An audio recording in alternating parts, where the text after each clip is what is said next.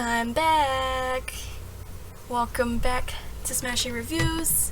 I am Smashie, obviously, and today I will be reviewing Beyond Skyline.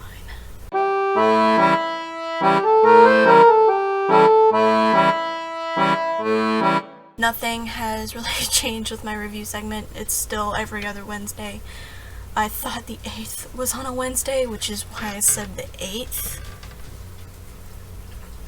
My brain was not being polite to me that day. So, yeah. Be sure to check out my other reviews as well, and obviously beware of spoilers and all that. In this review, I will be going over the checklist I created, obviously, that's what I do. Plot, set, gore, acting, dialogue, score, all that's very important to me in any kind of film. Let's start off with the basics. The movie was directed by Liam O'Donnell. It stars Frank Grillo, Bojana Novakovic, Jonny Weston, and Lindsay. It was released on December 15th, 2017.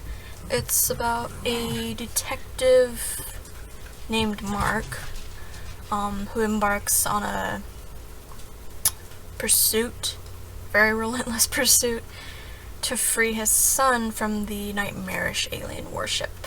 It is also a sequel to the movie Skyline, which is also a really good movie. The plot, it started off pretty smooth.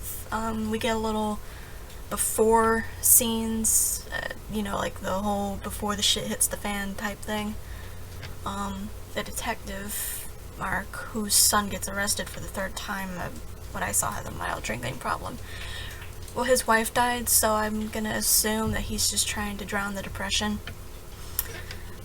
Just like the first film, the aliens come and a majority fall victim to the blue light. The blue light is how the aliens lure humans to their, teleportation beam, their beam, so that they could capture them.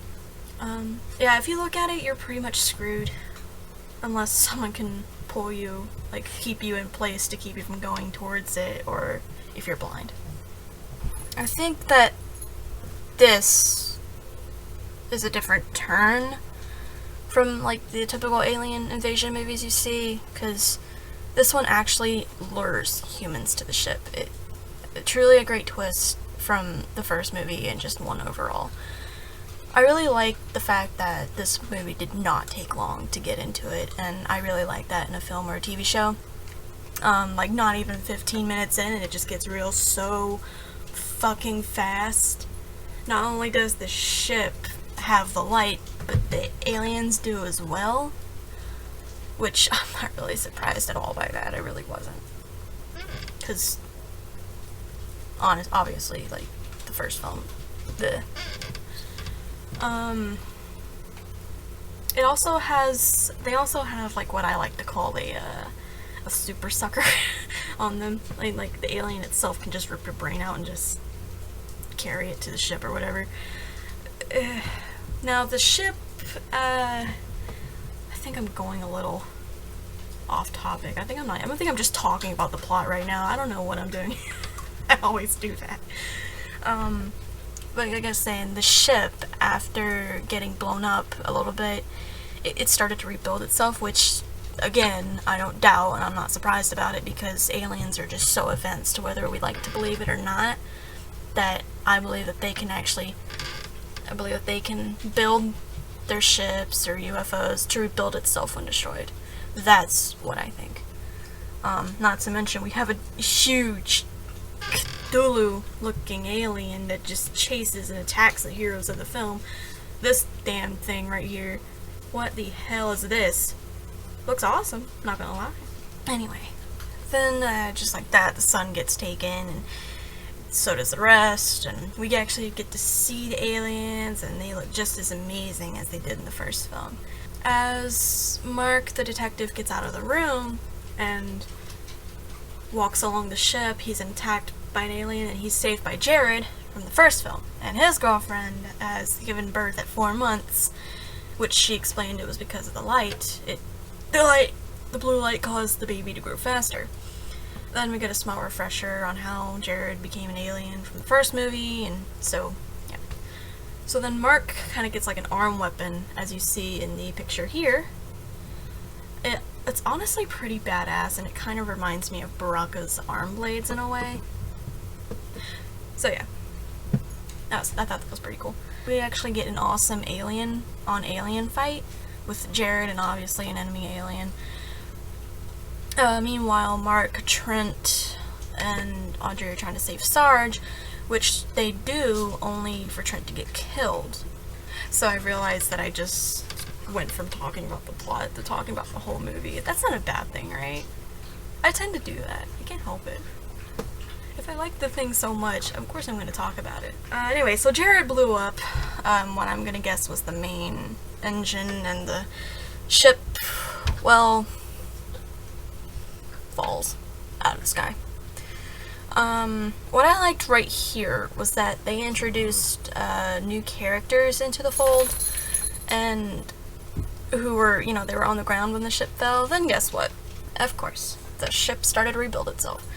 Again, through the pilot's room. That's what I'm going to call it. So as the ship is repairing itself, the brains have been reactivated to go into the alien shells. That's honestly the best way to damn describe it, because they're just shells until the human brain gets put into the thing to like fully make it come alive. What's kind of disappointing about it was Trent's brain went into an alien, and he was about to just remember who he was and just become himself, kind of like how Jared did, but he didn't. That just disappointed me the first time. The two people that we met kept me guessing for a bit on what they were doing, but it turned out they were just trying to get away from the local militia. I honestly thought they were spies or something like that. What I really like about this is the fact that the Dr. Harper figured out that the aliens have been to Earth before. Maybe before that. Then states that the aliens might have put the humans there to come back every few millennia to feed off of the humans again. This theory I can definitely roll with, since that was the whole basis for War of the Worlds. Anyway, I was really happy when Trent's memories came back and when he remembered who he was. What really put the icing on the cake, though, was when they were all fighting, and they were just all fighting the aliens, and just the whole fight scene in general was just amazing. Of all of the fight, I mean, all of the fight scenes were great, but even when Alien Trent took over one of the big Cthulhu-looking monsters and fought the other, it was just a really great scene overall. The little girl, who Mark named Rose, helped power up the reversal bomb. I don't have a good way to explain it. It's just, and every alien pretty much went from being evil. Oh, every alien that looked at the red thing went from being pretty much went from evil to good. Let's just say that. She grows up to be the captain of the main ship we see in the beginning of the film, with Trent as her second in command, and it looks like they're actually going to go fight the main mothership in space. Sorry about the rambling. This movie was just awesome. Now, the set, finally.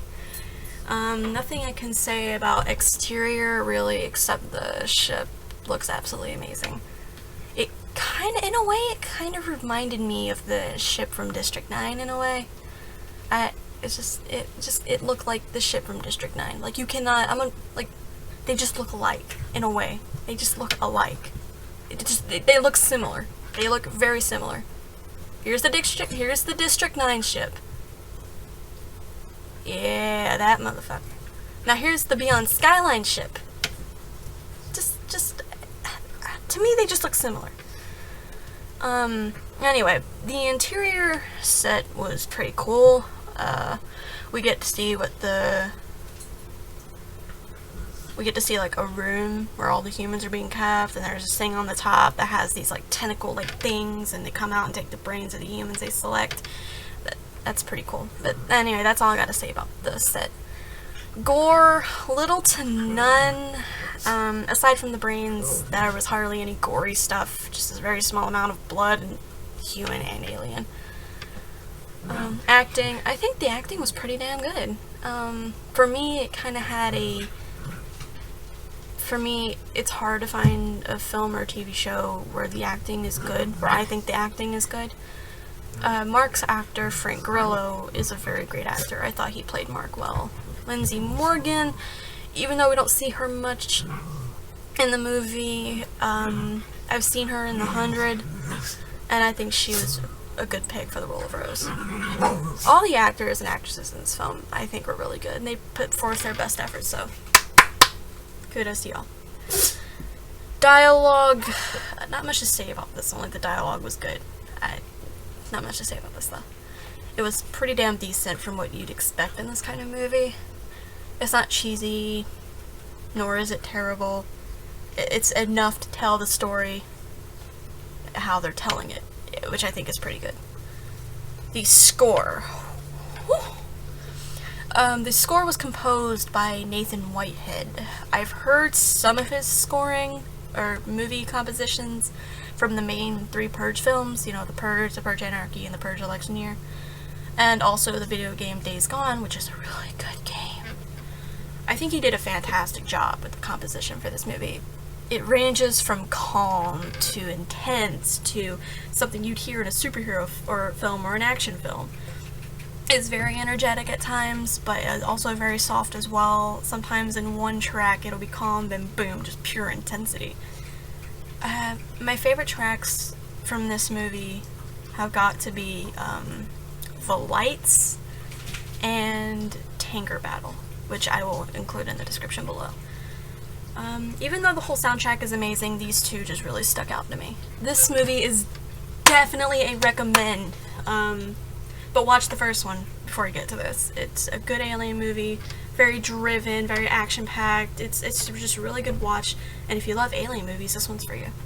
That is all I got on Beyond Skyline. Thank you so much for watching and being patient. Leave a like and a comment down below telling me what you thought of the movie. Don't forget to subscribe and follow us on our social media, which is down below and at the end of this video. And check out our other vids. And once again, hit that subscribe button. We'd really appreciate that. Forgot my jar. A minor addition to Smashie Reviews. The jar is where I will be picking my next movie. I'm just so tired of trying to find one to watch and review, so I'm just gonna do this, so I figured this was just easier for me. I got a lot of movies in here, so whichever one I pick, I will review. So with that being said, up next, I will be reviewing Bitch Slap. God damn it. Until then, I'm Smashie. See y'all soon.